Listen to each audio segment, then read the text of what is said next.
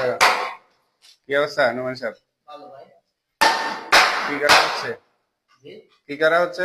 ভাই, এই ইয়াতে এগুলো যাতে এগুলো এগুলো দেওয়ার কারণ কি? এগুলো এগুলো দেওয়ার কারণ হচ্ছে ভাই, আমরা আগে তো ব্যবহার করছিলাম এগুলো, তো এখন এগুলো আমরা বাদ দিয়ে দিয়েছি, কারণ আমাদের পিলারে 5 ইঞ্চি করে হ্যাঁ গ্রুপ কাটা লাগে।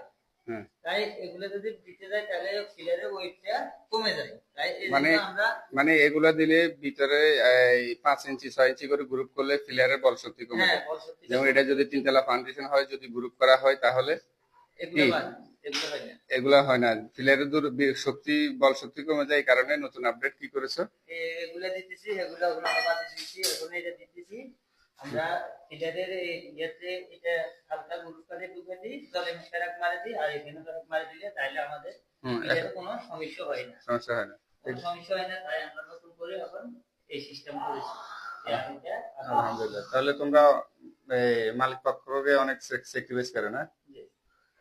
এইভাবে কাজ করাটা